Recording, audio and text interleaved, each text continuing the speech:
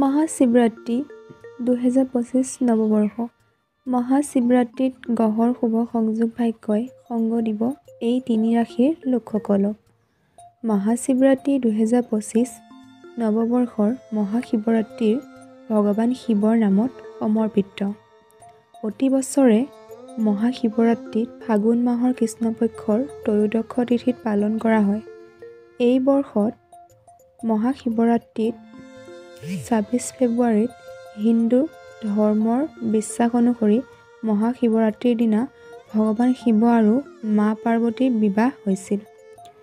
এই বছৰ মহাশিৱৰাত্ৰিত গ্ৰহ নক্ষত্ৰৰ শুভ স্থিতি কিছুমান ৰাশিৰ বাবে অত্যন্ত শুভ হ'ব। মহাশিৱৰাত্ৰিত শ্ৰৱণ নক্ষত্ৰ আৰু সিদ্ধ যোগ থাকিব, যাক জ্যোতিষ শাস্ত্ৰত অত্যন্ত শুভ ফলদায়ক বুলি বিশ্বাস কৰা হয়। ইয়াৰ উপৰি মহাশিৱৰাত্ৰিত শনিৰ কুম্ভ ৰাশিত ত্ৰিগ্ৰহী যোগ সৃষ্টি হ'ব। কুম্ভ ৰাশিত বুধ, সূৰ্য আৰু শনি একেলগে বিৰাজমান হ'ব। এই ত্ৰিগ্ৰহী যোগৰ শুভ প্ৰভাৱ তিনিটা ৰাশিৰ ওপৰত পৰিব।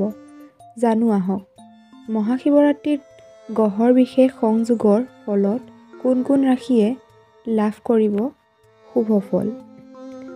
ৰাশিকেইটা হৈছে, আপোনালোকে ৰাশিকেইটা জনাৰ আগতে চেনেলটো ছাবস্ক্ৰাইব কৰি ল'ব, যিসকলে মোৰ ৰাশিফল চেনেলটো ছাবস্ক্ৰাইব কৰা নাই।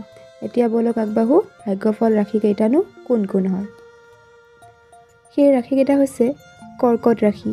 কৰ্কট ৰাশিৰ লোকসকলে সাংকাৰাত্মক ফল লাভ কৰিব। ভগৱান শিৱৰ কৃপাত আৰ্থিক দিশ মজবুত হ'ব। সামাজিক মান প্ৰতিষ্ঠা বাঢ়িব। কামত সফলতা লাভ কৰিব। কোনো নতুন কাম বা ব্যৱসায় আৰম্ভ কৰিব পাৰে। ব্যৱসায় ভাল হ'ব। উপাৰ্জনৰ নতুন পথ মুকলি হ'ব। সিংহ ৰাশি।